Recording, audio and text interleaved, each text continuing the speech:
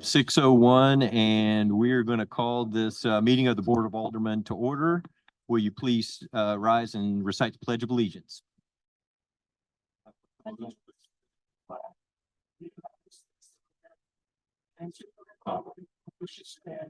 One nation, under God, indivisible, with liberty and justice for all. All right, thank you. Get a roll call, please. Alderman Franklin, Present. Alderman Turner, Present. Alderman Cheney, Present. Alderman Milner, Present. Alderman Dorhoff, Present. Alderman Mills, Present. Alderman Fouch and Davidson are excused. Mayor Zaring. Present. All right, we have a quorum. Thank you. Public participation. Chief, I believe you have a new police officer to introduce to us. I think that's what it is, right? Good evening, Mayor, members of the board. For you tonight, we want to introduce our Oh, I newest did see. police officer, not our newest employee. She was a dispatcher before she decided to go to patrol, but this is Shaylee Brookert. She's been with the department in one way or another, I think since the fall of 2018. She was part of our Explorer program. She participated in the Cass Career Center, the Criminal Justice CSI program over there. She also was a recipient of our Marlarworth Sumner Scholarship, and then went into dispatch for a few years to become old enough, 21, to become a police officer. So she went to the academy earlier this year, and she graduated last Thursday night and graduated last Wednesday night and was sworn in on Friday. So Shaylee, super happy to have her. I think she's got a huge potential, and I'm super to have her on our team. That is awesome. Thank you. Yes. 5 minutes. What's that? I told her she had 5 minutes. Yeah, 5 minutes. Okay. And we can even give her more. We can give her more if she wants. I did have 2 others I was going to introduce, but they're actually out on a call. So Yep. we can either do it next time, or I can try to squeeze. You can squeeze them in. Just let me know, flag me down when they come in, and we'll just kind of bring them in between things and get them introduced this time. And I am corrected. That was ceremonial matters. That was not public participation, just so you know. Okay, yeah. All right, thank you. Welcome. Thank you. All right. Now we have public participation. Anybody submit? No, sir. No public participation. So we will start off with the approval of minutes. We will start with the Board of Aldermen regular meeting, December 4th, 2023. Motion to approve. I second. Got a motion from Alderman Turner with a second from Alderman Franklin. All in favor? Aye. Any opposed? All right, those stand approved. And the Board of Aldermen work session, December 4th, 2023. Make a motion to approve. I'll second. Motion from Alderman Cheney with a second from Alderman Franklin. All in favor? Aye. Any opposed? All right, those stand. And then finally, we have the executive session minutes from December 4th. Motion to approve. Second. Motion from Alderman Turner with a second from Alderman Cheney. Roll call, please. Alderman Turner, Aye. Alderman Cheney, Aye. Alderman Milner, Aye. Alderman Franklin, Aye. Alderman Mills, Yes. Alderman Dorhoff, Abstain. Alderman Fouch and Davidson are excused.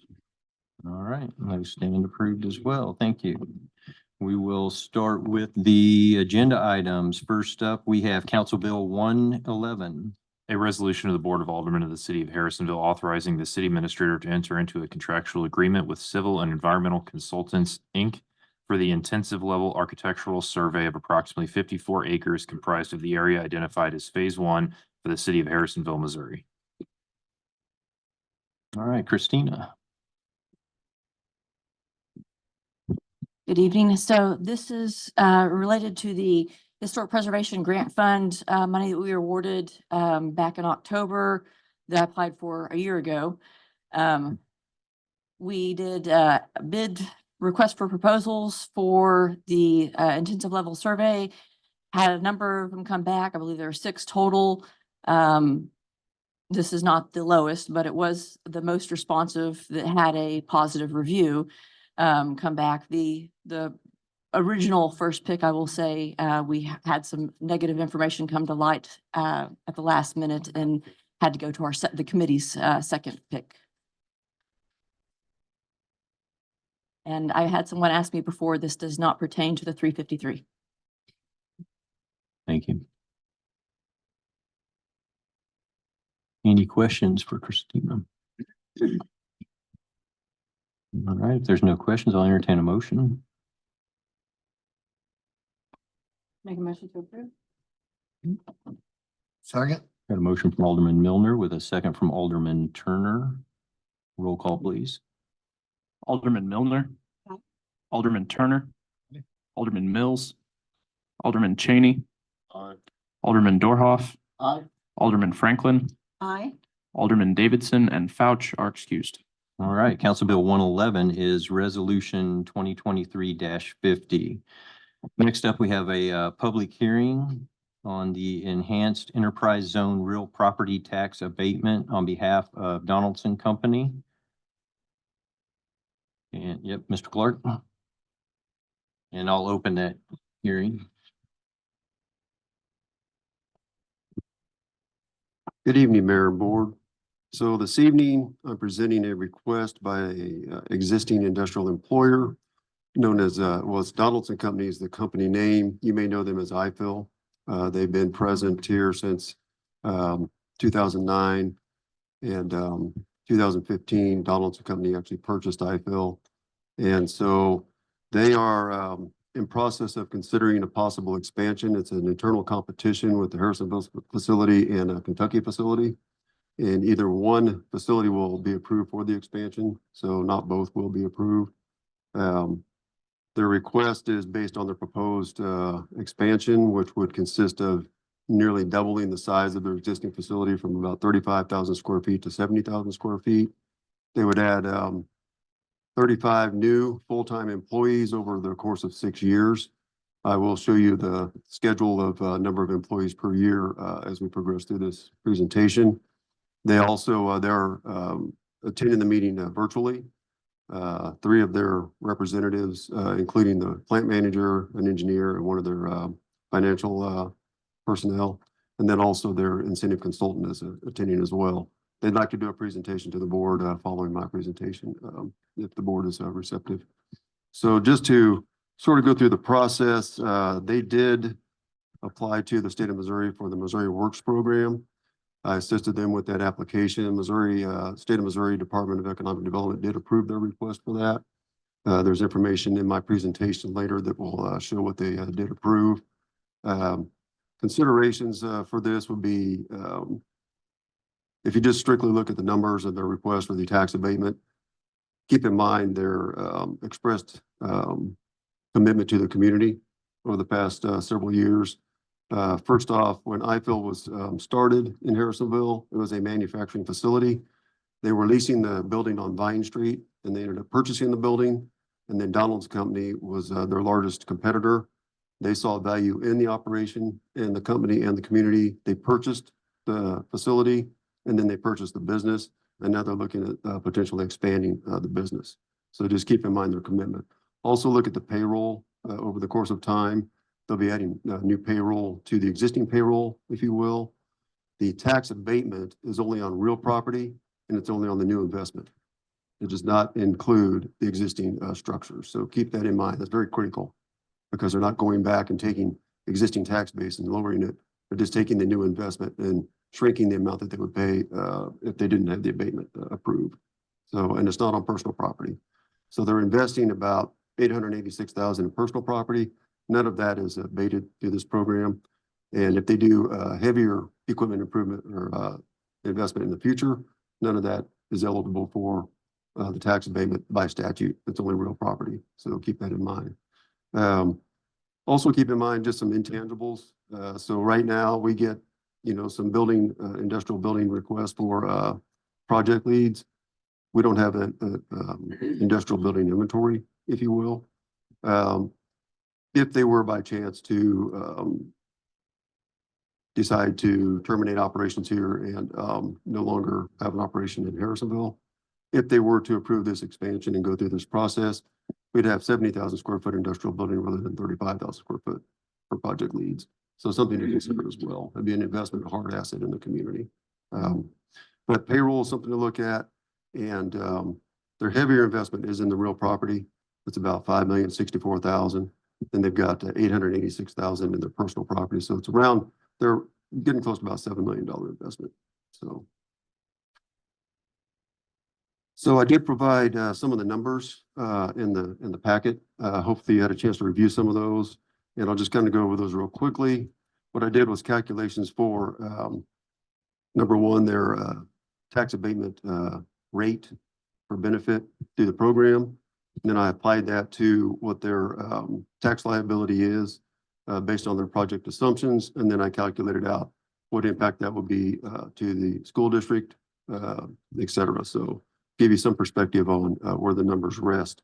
So the new real property tax liability estimate based on the calculation, and I did verify this with the Cass County Assessor's Office, make sure I ran the formula correctly and what have you, got that confirmed.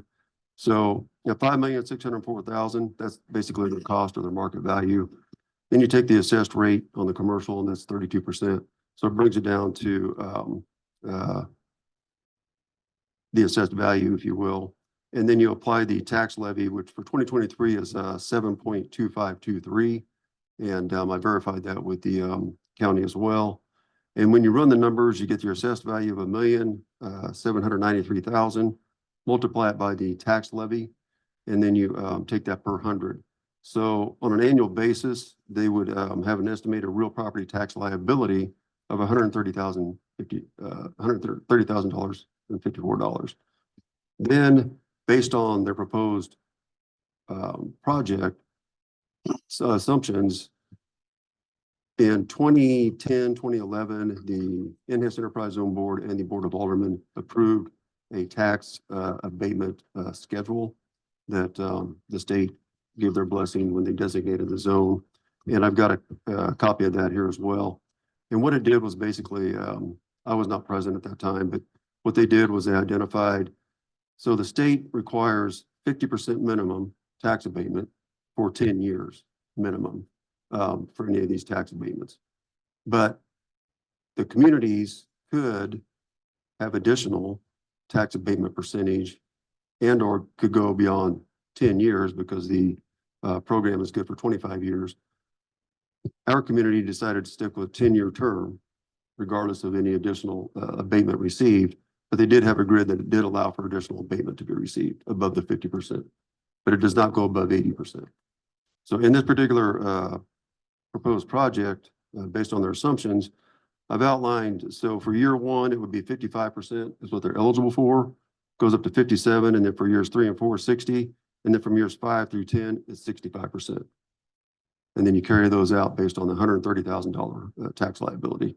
So I calculated everything out, and in essence, over 10 years, the total tax abatement benefit estimate is around $808,933. Now, the school district, they have about 75.5% of the tax levy. So what I did was I took their percentage to show what the school district's tax revenue would be, including the reduction of the tax abatement. So what you'll see is the school district over 10 years, the estimated revenue after the tax abatements would be about $371,163. So that gives you some perspective there. Keep in mind, personal property is not abated, and their personal property is much less than their real property investment in this project. And so I've listed the personal property revenues, and in year one is around $21,690. Year two, about $17,000. It goes down. That's because of depreciation. And you take about 7 years of depreciated value. I did have the county calculate that based on the types of equipment they're going to be purchasing, because they have the depreciation schedules for the types of equipment. So I did not run that calculation. I actually received that from the county. So that number is definitely verified. So add that little bit onto the real property revenues for the school district, and that's kind of what you're getting for your revenue stream from the new taxes based on this project. And that's not taking any of the existing tax that is actually liability that's already been for the existing facilities and structures. Now, another item I put in here was payroll. And so 35 new full-time jobs over 6 years. First year is going to be 9 new employees. Second year, it'll go up to 14. So they're adding another 5 employees. And it calculates out until year 6, they'll have their full 35 employees in place. They do pay at least 50% of the employees' health insurance premiums. That's something to keep in mind as well. That's something the state's requiring in their programs. So something we need to be requiring as well. I did verify that with them that they do offer that. And so at this time, I'd like to go through a PowerPoint real quick because there's some information and numbers there that might help you to pull things together in your mind. So I won't repeat the things we've already gone over. So as far as when they came to the community, as far as Donaldson purchasing them and going from lease to ownership, et cetera. So on page 2, it shows eligibility is based on what the community has, the Enhanced Enterprise Zone Board and the Board of Aldermen in the past has actually determined to be requirements for eligibility for the tax abatements. The state requires you identify which industries you're targeting. And we did target a manufacturing. So they have what's called a North American industry classification system. And there's codes for that. And the primary codes 33 and 34, we did include in our approved targeted industries. And their NAICS code is 336399. So they meet that criteria for eligibility. The state requires minimum of $100,000 in new capital investment. They meet that with their $6+ million in capital investment. And then they have to create at least 2 new full-time jobs. And they did do that. Even in year 1, they're going to hire potentially 9 individuals. So they're going to meet all that criteria. So technically they're eligible for the program and the tax abatements. So next page, the project scope and scale. This lays out, this grid I actually I pulled from one of their presentations they provided to me previously. So it shows you their real property investment of $5,604,000, their personal property investment of $886,000, new full-time jobs 35. Here's our starting average and highest wage levels. So you're talking 1764, 1817, and 1923. They pay 50% of the premium of health insurance. They're looking at making a decision by the end of this year, which facility they would expand, and then it would actually be begin the groundbreaking around the 1st of 2024, and then they would actually do hires around August of 2024. So that gives you a timeline on what they're looking at here. So then they gave us some detail of what types of jobs they'll be, job skills they'll need, what types of actual occupations they would need. So what they produce is commercial air filters, and they're they're tubular in form, and so they have pleats in them. So when they're saying pleaters, they've got folks that actually need to pleat those things, and then they cup them on the end. They do use them for particles in the air. They also, to my understanding, is they have some that they can actually use in fluids, because there's particles that need to be extracted in the fluid so they don't get into certain areas, if you will, and they kind of clean things up before they get into actual use and production. Metal works, strapping, molding, maintenance, et cetera. So that gives you some sense of what types of skill sets and employees they would be hiring.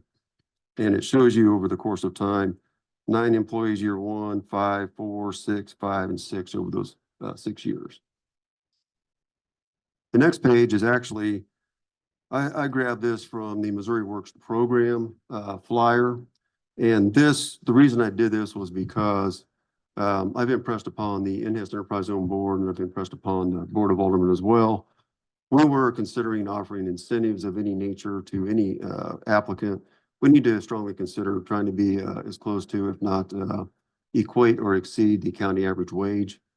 This particular project does not do that. So you need to look at the other variables. And what it does is, Missouri Works does allow for, since we have an enhanced enterprise zone, row 1 says zone works. That means that you can actually, for Missouri Works, the state can actually approve a project that offers 80% of the county average wage in a county. So I'm suggesting to the board, it's a consideration that you can have when we're looking at this project. It's allowed by the state. The state designated our enhanced enterprise zone for the purpose of facing our challenges and trying to get new capital investment, new jobs. And so that is a consideration I put before you as you weigh all these variables that we technically can allow for 80% of the county average wage. And on the next sheet, this is actually one of the approval grids that the Department of Economic Development provided when they did their assessment and review for the application for Missouri Works. And as you can see, the average new job wages as a percent of the county average wage is 83%. That's what they calculated. Then they also show you the new payroll. It's down on the lower half. I'm sorry, the next page. It's down on the lower half, and it's row 3, new payroll. It shows you each year what the payroll is going to be based on the wages they presented, and then it kind of calculates it out. So, you know, in year 1, there's going to be a new payroll of 331,000. So there's folks coming to the community to work. They, you know, do have the option to spend money here and generate sales tax and that type of thing. As you carry it out to year 6, you're looking at $1.4 million in new payroll, almost $1.5 million in new payroll. So beyond what real property tax abatement might be given at this time, year 6, you've only got 4 years on the abatement left, if you will. So ways to look at the variables and kind of weigh those as you consider their request. So that's kind of a very key piece there. On the next one, this is basically the calculations again. So if we get to the grid for the enhanced enterprise zone tiered incentive schedule, this here is what was approved back in 2010 by the Enhanced Enterprise Zone Board and then by the Board of Aldermen. And as I mentioned, so if you look, we've got our minimum of $100,000, a minimum of 2 full-time jobs, and we've got the proper industry code. It's only for 10 years, regardless of the additional abatements if offered. And what you're looking at is on the top or the midsection of the grid, additional abatement, and that's for new jobs created above the 2. And then if you look down below at the bottom, it's for new capital investment above $100,000. So if we go to the next page, using that grid, I've taken their project scope, and on the left side, I've shown that 5% additional tax abatement could be granted if they did invest $5 million to $10 million. Well, their total capital investment is $6,490,000. So they'd only get 5%. If you went with the new jobs being created over the course of 6 years, then each year over the 10 years, their actual abatement rate could increase by those percentages based on the jobs created.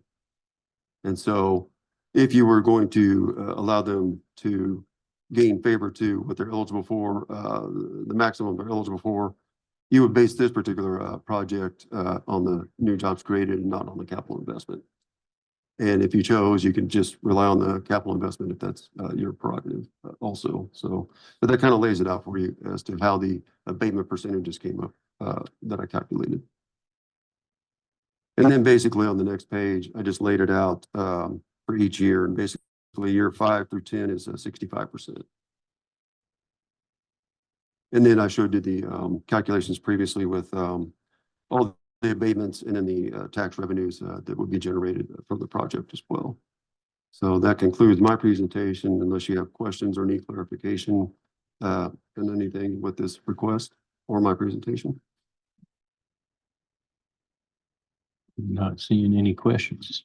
Oh, yes, and you got a question, Alderman I have Cheney. questions. Forgive my ignorance, new to all this, but on the abatement schedule, how come it's progressive versus phasing out in percentage? And you're speaking to the tiered incentive schedule? Mm-hmm. I wasn't present when they structured this, but my guess is that what they're doing is they're trying to encourage more investment, more job creation. And so in doing so, if you're investing at higher levels, so if you look at the grid, so just for example, on the capital investment, if it's exceeding $25 million, which is a pretty healthy capital investment, then you could get on top of the 50% that the state requires, you get another 15% additional abatement. So that's just basically an incentive. This is an incentive program. So they're trying to incent additional capital investment. So rather than a $5 million capital investment, they'd rather see a $25 million capital investment in the community per se.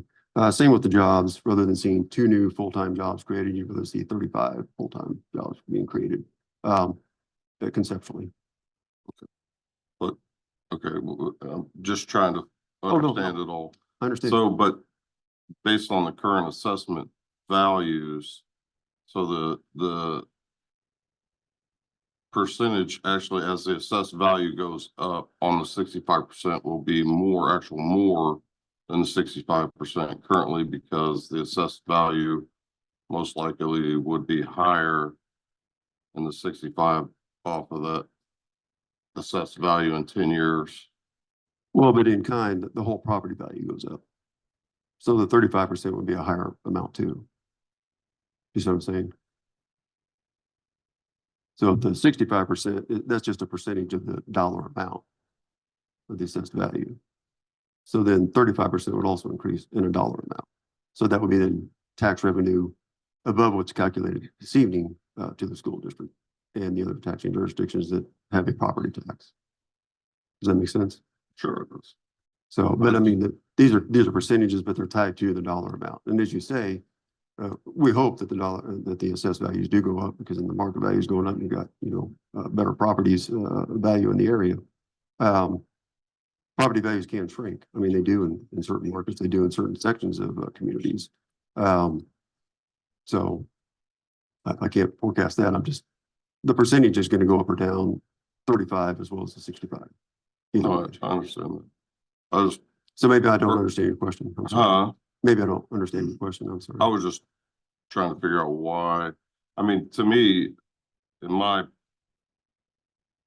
me, it would seem better to recapture the initial investment on the front end, but in the end, I don't know. That's what I'm trying to figure it out. If instead of being lower to begin with, the tax abatement, schedule it higher and then phase it down. Well, like I said, I wasn't here when this was structured and approved and designed, but the Enhanced Enterprise Zone Board at that time and the Board of Aldermen at that time approved this. And this is what I have to rely on. I understand. And then also technically, if the community desires, they can actually go back and change this. This is something we approve. They can't change what the state has approved, like the 10 years, they can't go lower than that. They can't change the 50%.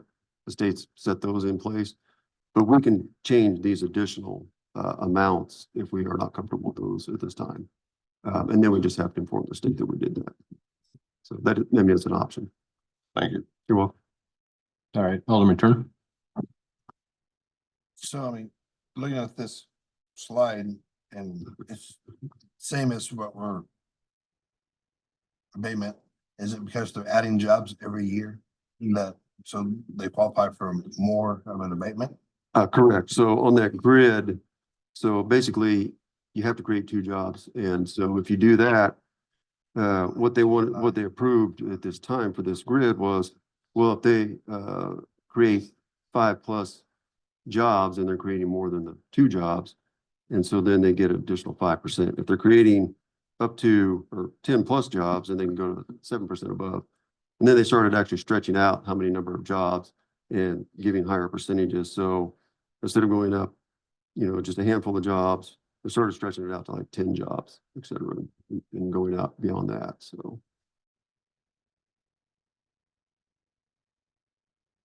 Any other questions? All right. Is that in addition to the base abatement you're telling me on the employees? It is in addition to the 50% that the state requires, correct? 50. Correct, 50. So And that's where I had That's how that, you get to 65. no, the 65 is the max they're gonna get because of the number of jobs they're creating. Yeah. And once they hit that threshold, at the 15%, it capped out because they'd have to have 50 or more employees to get beyond 15%. So the 15 is on top of the 50. Is this a Gives you new 60. incentive since the original passage back in 9 or 10? This is what they adopted. I have Oh, not okay. adopted The this. employee thing was part of it. Yes, this whole grid, 13 I years just ago. use this because they Okay. adopted it. It was actually submitted to the state. I'm just It's- clarifying. No, I understand. And like I say, if the community and the board is not comfortable with this, they have the option to change these. And then we would approve it, then we'd submit it to the state, so they are aware of what we're doing, and what we have offering. And they're not concerned with what we offer at a local level, just to make sure we're not, that we're meeting their thresholds, so to speak. All right, thank you. Good Oh, and questions. I apologize. I mentioned it, but just to remind the board, the NS Enterprise Zone Board did approve unanimously to recommend approval of the consideration for the application. And the NS Enterprise Zone Board Chair is here this evening. And so if you have questions of him or if he'd like to speak, that can occur in the future. All right, thank you, sir. Appreciate it. And did you say they were going to present something? They are present and they would like to if the board is receptive, yes. To present something, okay. Are you able to introduce them then? Who's going to be presenting? Sure. Okay. We have Mr. Fasano. He is actually their economic development incentive, the one I've been working with. They also are going to have, hold on.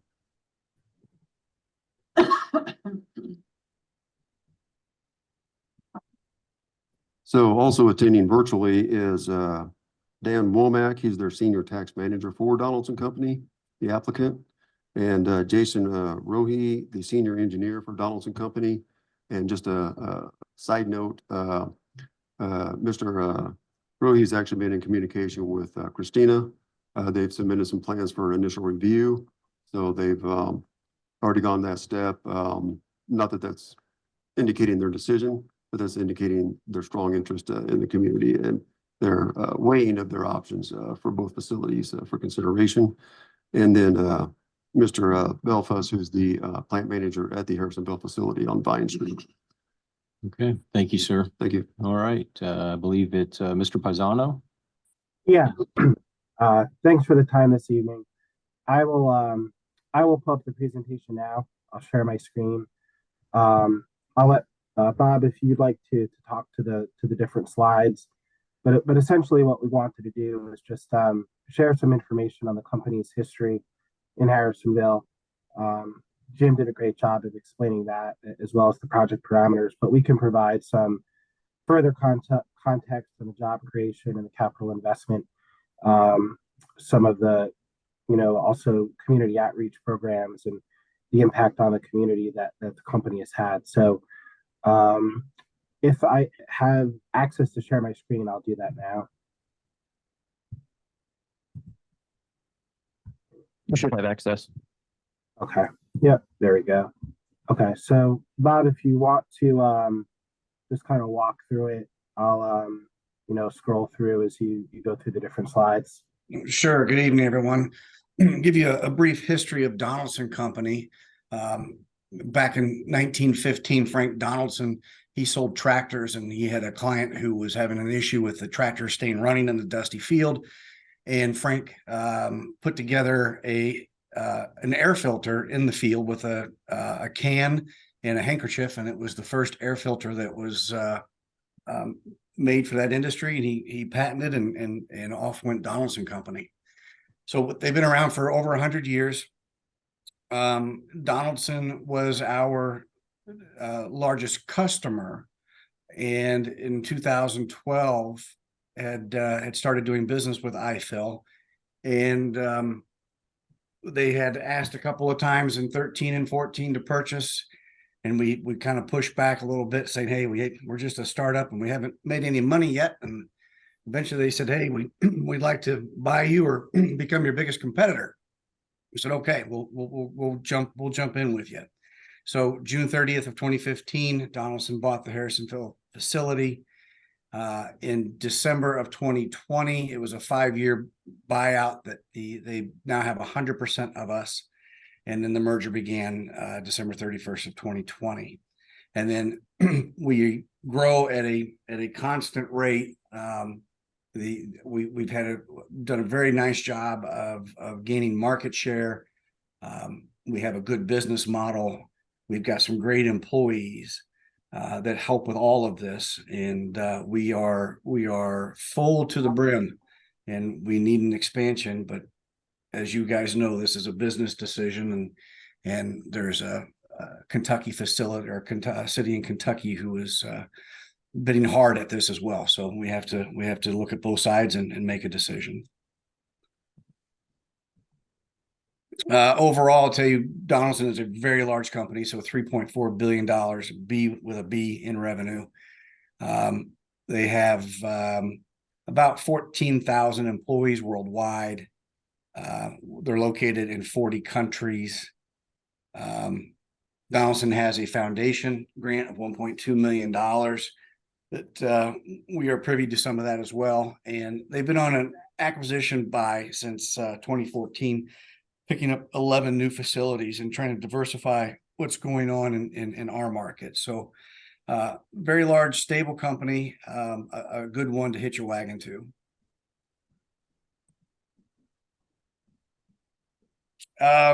So Donaldson is in multiple industries, including aerospace, agriculture, food and beverage, obviously manufacturing with what we do and other plants do. And the latest one is life sciences. We're getting into the life science side of it.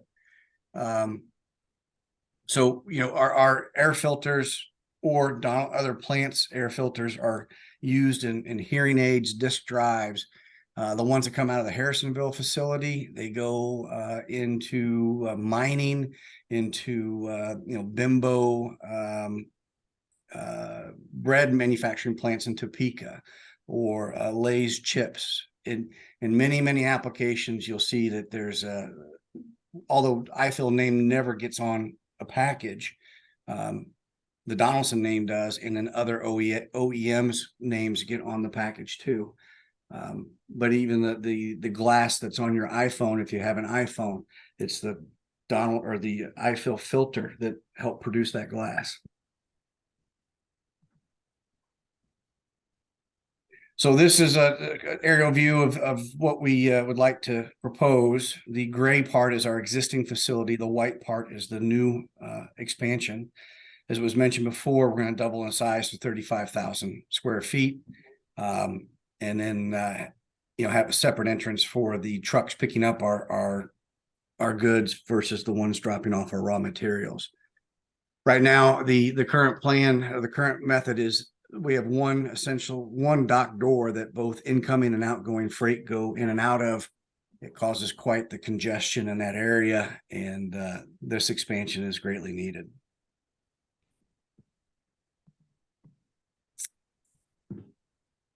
Yeah, we went over that. Jim went over all that. Those dates, go back one. Those dates, we're not getting started January 1st, obviously. So all depends on decisions made either tonight or after tonight. But our assumptions are in April 1st would probably be the earliest that we'd be breaking ground. So everything gets pushed back a little bit on this, but the commencement of hiring could start August 1st. It may be a little bit later, but because of some of these delays. All right, go ahead, next slide. So throughout the years we've been in Harrisonville, the local community has come knocking on our door and asked for donations, and we're glad to give. So there's the annual fishing derby.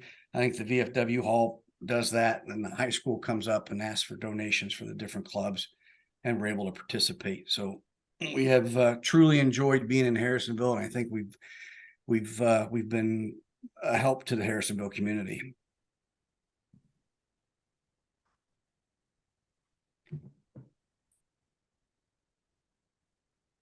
Is that a very, Yeah, that was the final slide. So if there's any questions, regarding either the project itself or anything specific to the company, we'd be more than happy to discuss that now. Questions to the company? I'm not seeing any questions, so Where is the other location at in Kentucky that the they're in competition with? question was the other location of the company that you're competing, or location of the other location that you're competing with in Kentucky, where that's at, Nicholasville, I can Kentucky? answer that. Yeah, Nicholasville. Nicholasville. Any other questions? Okay, I don't see any other questions on that. Thank you all very much. Did you guys have anything else, Mr. Pisano? No, that was it. Again, thank you for the time and consideration this evening. We certainly appreciate it. Awesome. Yep. Thank you for sure. Okay. Want to open it up to any other public participation? Anybody else want to say anything or no? All right, then I am going to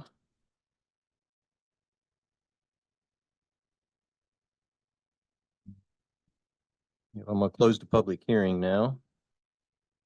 Public hearing is closed. Chief, did you have your officers here? We're going to go ahead and take a quick minute and you can bring them on in and introduce them.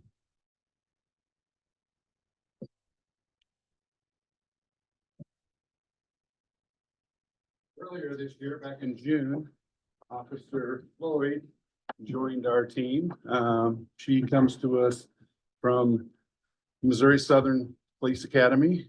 Go Lions, for us Lion people. So she's been here with us since June. She's been out on her own through our FTO program. Been out on her own a couple of weeks doing a super job, and we're just happy to have her be part of our team. So she spent some time as a dispatcher prior to being here at El Dorado Springs. So Oh, wow. Okay. she took that transition from dispatcher to police officer and seems to be enjoying it, and we're glad to have her here. So No, I'm definitely glad to have you here for sure. Yeah. Well, been here for a while and we're just now getting to you. So, hey, we get it. it didn't work. I you guys had meetings in June and Yeah. Oh, I know. It's because you guys got better things to do, don't you? I know you do. No, thank you very much and welcome. Yeah. Peter, Officer Sumner, good morning. Morning. All right. Peter Sumner is going to be our new school resource officer at the middle school. It was, he went through a process last week, was offered the position on Friday and accepted, and will be in the middle school starting January 4th, when school starts, second semester. So he's looking forward to the opportunity. He's a real go-getter, and we're excited for him. And he's been with us for about a year. He came to us through Mr. Ratliff out of Minnesota. So been with us about a year doing a super job. Year and a half. All right. So we're excited for him in that position. Yeah, definitely. Thank you. Yep. Thank you. Congratulations. Hey, Peter, I'm not done. So one of the things we do at the police department with our evaluations are goals. And each police officer has a requirement to participate in community involvement opportunities. CIOs is what we call it. Each officer, to meet expectations, has to do 35. To exceed expectations, they need to do 45. A CIO can be going out to a softball game, spending 10 or 15 minutes, or a soccer game, or a play, or a football game, just being out in the community and being involved and being there to have conversation with our people. I think it's very helpful to us. I feel we're very blessed in this community and that with the support we get. In 2023, Peter needed to do 45. Well, Peter did 100. As a department, we did 1,200. Peter did 100 CIOs this year, and I think he Wow. needs to be commended for that. Yeah. I've got one of our department challenge coins I want to present with him tonight. Awesome. Thank you. Good job. Thank you. Thank you all very much. All right. All right, so we will move along to Council Bill 112. A resolution of the Board of Aldermen of the City of Harrisonville authorizing real property tax abatement on behalf of Donaldson Company, Inc., iFill USA LLC, Harrisonville facility. All right. Any more questions? Nope. All right, I'll entertain a motion. Motion approved. A second. All right, I got a motion from Alderman Mills with a second from Alderman Franklin. Roll call, please. Alderman Mills, Alderman Franklin, Aye. Alderman Dorhoff, Alderman Milner, Aye. Alderman Cheney, Aye.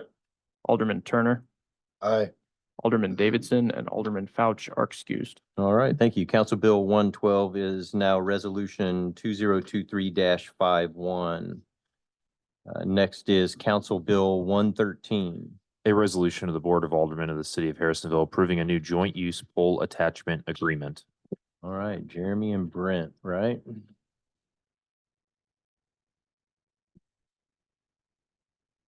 Good evening, Mayor and Board.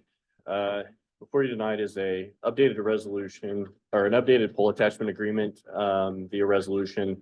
The last time the board adopted a pole attachment agreement was in 2016.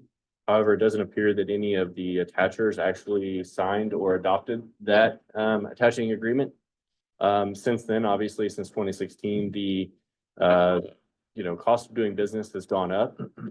And with the amount of, let's just call it the wild, wild west of fiber and internet in the world, we're learning a lot about what we need to do as a utility to handle that business.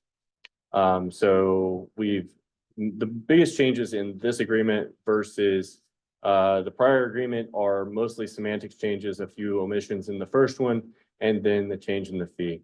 There is also a couple of Scribner's errors in there where the words of the dollar figures are not correct and the dollars are correct. So Patty's already made those changes, and that will be part of the actual agreement that we would ask anyone to sign. Does anyone have any questions about that?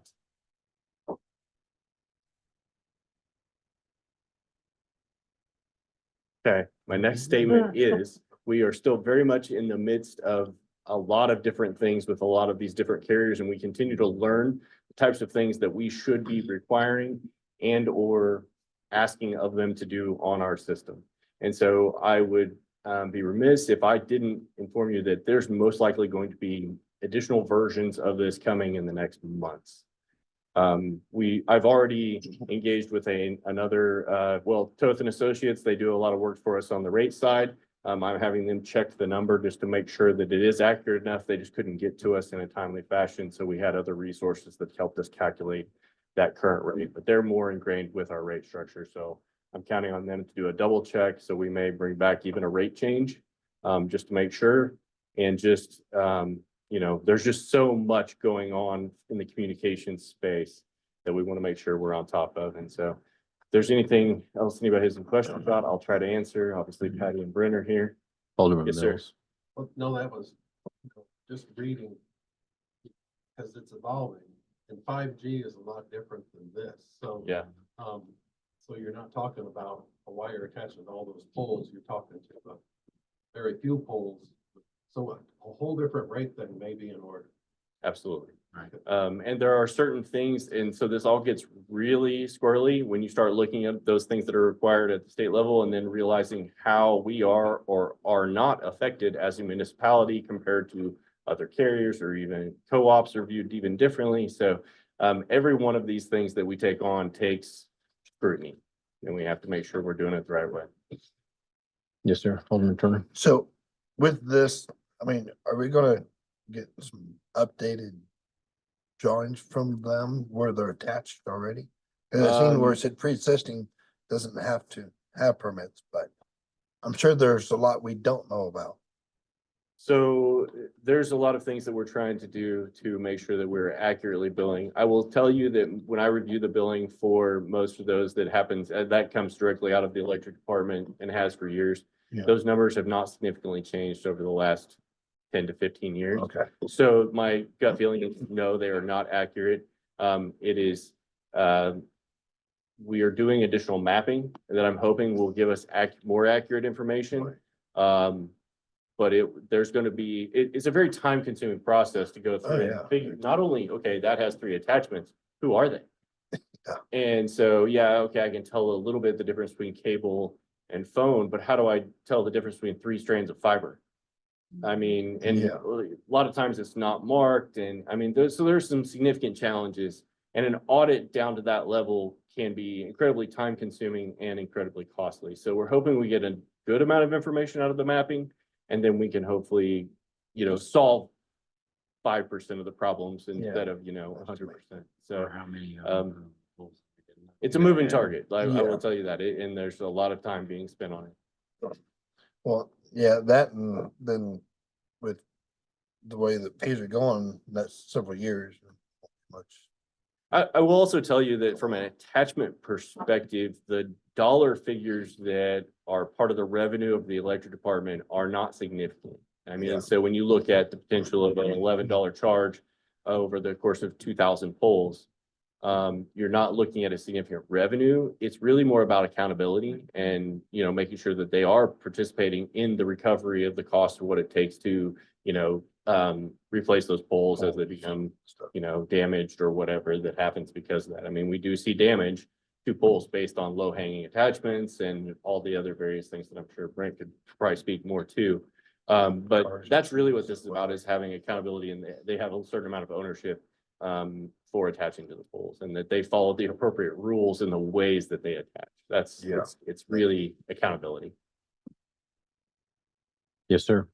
Have we ever finished the survey of all the polls that we do have to make sure that we've got everything? So that's what we were talking about. One of the things that happened when the mapping was done is that all the poles were mapped in the Empower system. However, they did not do the third-party attachers. And so actually we are going back and having them go through hopefully and go back and remap and identify those as best they can.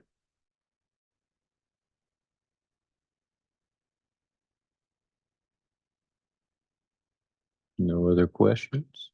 So my understanding is what we're voting on tonight is just getting us caught up to where we're at right now, but we can expect some changes over the next couple of months Yes, sir. as we progress with this, but this will get us up to where we need to be right now, right? Yeah, we felt like we needed this for a strategic position as we work through with a lot of these carriers to at least get them something that's a little more modern with a little more appropriate cost in it. But I highly expect that they will try things and we will learn things, and there will be some, I'm sure, legal challenges and things of that nature that we have to include in this just to properly maintain our system. And also remember the state legislature is in session, so it makes it even more crazier for us. 'Cause They Awesome. drink a lot of Kool-Aid down there. All right, I think that's, if there's no other questions, I will entertain a motion. I make a motion, we approve it. Second. All right, a motion from Alderman Turner with a second from Alderman Milner. Roll call, please. Alderman Turner, Aye. Alderman Milner, Aye. Alderman Franklin, Aye. Alderman Mills, Alderman Dorhoff. Aye. Alderman Cheney, Aye. Alderman Fouch, and Davidson are excused. All right, thank you. Council Bill 113 is now Resolution 2023-52. Next up, we have the second reading on Council Bill 109. An ordinance to amend ordinance number 3154 and to amend the code of ordinances of the city of Harrisonville as follows.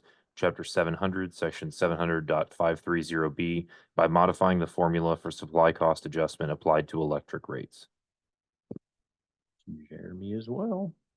I don't have anything new to add over my presentation at the last meeting, so I'm here just waiting for additional questions because I'm sure all of you have really gotten in depth with this calculation and really have very nuanced questions about it.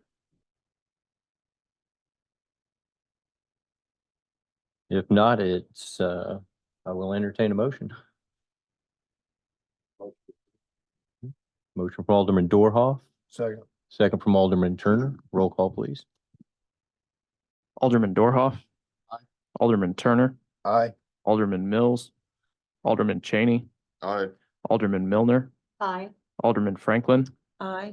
Alderman Fouch, and Davidson are excused. All right, thank you. Council Bill 109 is now ordinance 3678. Next up, we have an administrative ordinance, Council Bill 114. An ordinance of the Board of Aldermen of the city of Harrisonville, Missouri, establishing electric utility disconnect service.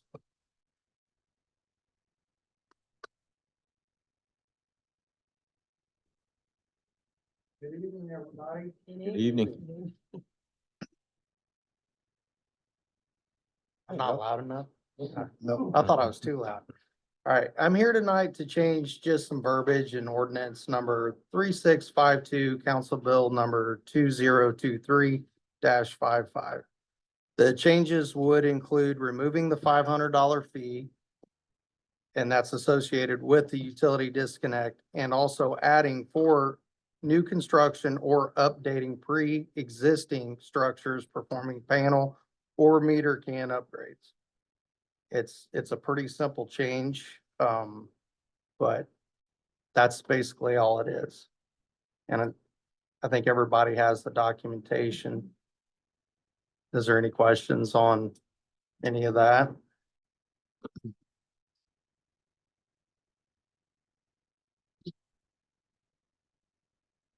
This would give the electric department a little more wiggle room in some of these areas where we got some challenges in older parts of our town. If we keep the language the way it is, it gets extremely costly for some of our residents, and we would like to not make it that costly. Yeah, we found that out on a customer on the square, last summer. They had went out of business. We went over to cut the power. They have CT metering, which is current transformers. If they're not on disconnect switches, there's no way to kill the power without going to the source, which is a transformer bank that also feeds two other businesses. So in essence, we end up killing three businesses just so one can, have the power killed off, and then when have to redo it again, to power that building back up. So it's a very necessary step to take. Yes, sir. Yes, so changing it and doing this will allow us to have a disconnect. It means to disconnect the service between the transformer and home or businesses. So in the future, we can just, affect anyone else other than the one. Yes, sir. Okay. And the citizens aren't footing the bill for adding the disconnect. Exactly. And, for something that helps us out as a city, our departments, a safety issue, fire, us, meter readers, it makes sense. And, why pass the $500 on when, it's something that's needed. It's more safe and a lot more efficient. Oh, yeah, I mean, if there's a fire or something, be easy Yeah. to kill the power. Right. If and- my guys can't and not get have there, because fire's gonna respond first. right, Ahead of yeah. my guys, so, yeah, it'll be easy for them just to do a disconnect, and I have to wait for my guys to physically cut the wire or pull a Yeah. meter. So, This is an ordinance. I make a motion, we suspend the rules, move Council Bill 114 to second reading. All right. Second. Got a motion from Alderman Turner with a second from Alderman Milner to suspend the rule on Council Bill 114 and move it to a second reading. Roll call, please. Alderman Turner, Aye. Alderman Milner, Aye. Alderman Franklin, Aye. Alderman Cheney, Aye. Alderman Mills, Alderman Dorhoff, Aye. Alderman Fouch, and Davidson are excused. Thank you, sir. Council Bill 114, an ordinance of the Board of Aldermen of the city of Harrisonville, Missouri, establishing electric utility disconnect service. Roll call, please. Alderman Mills, Alderman Turner, Aye. Alderman Cheney, Aye. Alderman Franklin, Aye. Alderman Dorhoff, Alderman Milner, Aye. Alderman Fouch, and Davidson are excused. Okay, thank you. Council Bill 114 is now ordinance 3679. Alderman and committee reports. Let's start with Alderman Milner. I have nothing other than I hope everyone is going to have a wonderful holiday season. Staff, I know you are well-deserved time off a little bit, but probably not enough. But, Merry Christmas to everyone. Thank you. Alderman Dorham. Pretty much. You're gonna steal everybody's thunder here Yeah. tonight. Wish everyone a Merry Christmas, travel safe if you're Yeah. traveling, and enjoy the holidays. Alderman Turner. Same thing, Merry Christmas, everyone, safe travels, if you go anywhere. I wasn't able to attend, but I seen the mayor and a few other people did the Culver's event. Had the co-founder and stuff come down, really great for our town and, and Culver's as a company. It's quite something to be in the top 5 in the nation, so hopefully they make number 1. We'll find out here in a couple months, but it was good, and so I just need to support our local businesses, so we have more of those. Thank you, sir. Alderman Mills. Yeah, Merry Christmas. The TED board met, nothing exciting there. There is a vacancy on the board, so we're looking there, got a name or two. Brad gave a good report to the Rotary Club, on the capital improvements, well received. So that was a good deal. Shop with the Cop, great event, this Saturday. And, I went to wrap presents and lo and behold, here come 9 uniformed young people from the VOTEC police school, and they wrapped a lot of presents, and I had enjoyed just watching. But he sure has got that thing down to a science. He's got that thing really working. So Chief, congratulations on another good year on that program. Let's see, the playground looks great. I was up where Grant's here, and of course, I got a few comments on the trees at the hospital, and the water plants looking good. Personally, we had a little electrical deal out at the mall, and so I got to know Brent and the guys, and took a little while to trace down the situation, but we got it handled quite well. And those guys are a good crew, so good experience with the electric department. And then similarly, a good experience with the fire department. Had a chimney fire, and so out of caution, I called the fire department, and they came out and checked everything out. In everywhere. They were in the attic, they were everywhere in the house. But anyway, I didn't turn into any kind of disaster. So, but great experience with the fire department. So that's it. Awesome. Thank you, sir. Alderman Franklin. I too went to the Culver's thing, and it was great. It was nice to see a lot of people out, and Culver's, I don't know what they do, but they do it right, and those kids are great. So it was good to see all the community out there to enjoy that. And congratulations to the chief for another successful year for Shop with the Cop. A lot of kids and a lot of help out there. It was a good community project. So just wanted to wish everybody a happy Merry Christmas and a Happy New Year, and hope everyone safe on their travels and their celebrations. This has been a good year this past year, and hopefully 2024 will be just as good, and we will progress and make some big strides with all of the projects that we've got going on. So, and another thing, the kids will be out of school in the next few days. So, and with the weather being warmer, you might want to just pay particular attention. They might be out on their bikes and walking around and running and playing. So look out for the kiddos. And I too went out to the park and saw the new playground going in, and looks great. Anxious to see what the arch looks like once it gets in. So doing good there. So just everybody have a safe holiday. and relaxing time off. Awesome. Thank you. Alderman Cheney. I'd just like to extend my, thanks to everybody for giving me my first year on the board. I appreciate the opportunity to serve the city of Harrisonville. It's been a year Um, already. Well, almost. That's It's crazy. closing in. Yeah. So, I have a great appreciation for Harrisonville.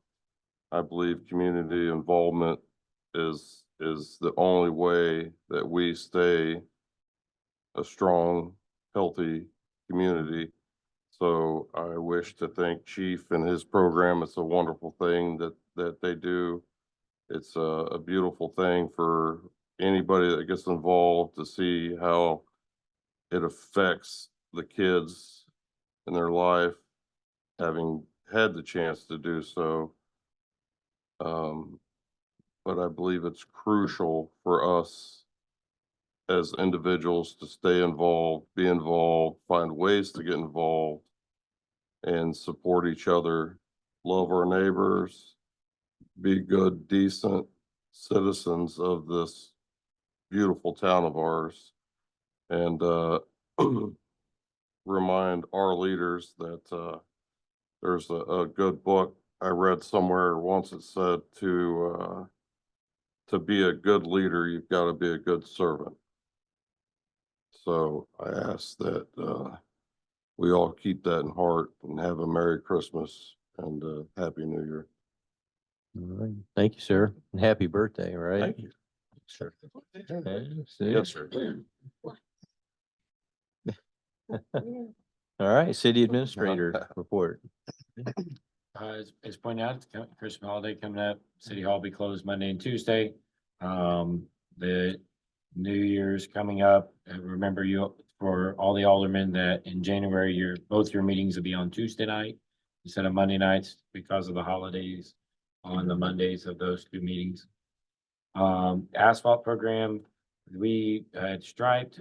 Carl had reached out to me about striping Jefferson Parkway, and I told him, yes, make sure to stripe it. And my phone, ever since it's been striped, has been ringing of everyone very excited that it's striped. Received, as you know, we have some retirement homes on Jefferson as well as up on Waters Road. And they have reached out to me and let me know they're very happy about the striping.